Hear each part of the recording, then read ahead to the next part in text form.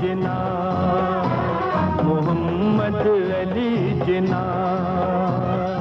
मज़ीद अच्छी और इन्फॉर्मेटिव वीडियोस देखने के लिए क्रिएटिव खिचड़ी को सब्सक्राइब करना ना भूलें और हमारी वीडियोस आपको बर वक्त मिलती रहें, इसके लिए बेल आइकन का बटन दबाएं। कायद-ए-आज़म मोहम्मद अली जिन्ना न सिर्फ एक अच्छे वकील के तौर पर जाने जाते थे, बल्कि जिन्ना एक वक्त में हिंदू मुस्लिम इत्तेहाद के सबसे बड़े सफीर भी माने जाते थे। लेकिन जल्द ही वो इस नहज पर पहुंच गए जहां उन्हें सिर्फ मुसलमानों के हुकूक की फिक्र लाहक होने लगी। जब हिंदुस्तान की तकसीम बिलाखिर मुकम्मल हो गई तो मोहम्मद अली जिन्ना नौज़ायदा रियासत पाकिस्तान के पहले गवर्नर जनरल मुंतखब कर लिए गए। इस मौके पर पाकिस्तान की रियासत, नजरिए पाकिस्तान और उमूर सियासत के बारे में कायद-ए-आज़म ने पाकिस्तान की पहली कानून साज असेंबली से 11 अगस्त 1947 को खिताब किया। इस खिताब में मोहम्मद अली जिन्ना ने उमूर रियासत, मजहबी आजादी, कानून की हुक्मरानी और मसावात का प्रचार किया। इसी तकरीर में कायद-ए-आज़म ने मजहब और रियासत को अलहदा करके बयान भी किया। कायद-ए-आज़म ने मजलिस दस्तूर साज के दो बड़े फरीजे जो उन्होंने सरअंजाम देने थे वाज़े तौर पर बयान कर दिए। पहला और सबसे अहम फरीजा है पाकिस्तान का दस्तूर मुरतब करना, जबकि दूसरा है एक कामिल खुद मुख्तार और पाकिस्तान के वफाकी कानून साज इदारे का किरदार अदा करना।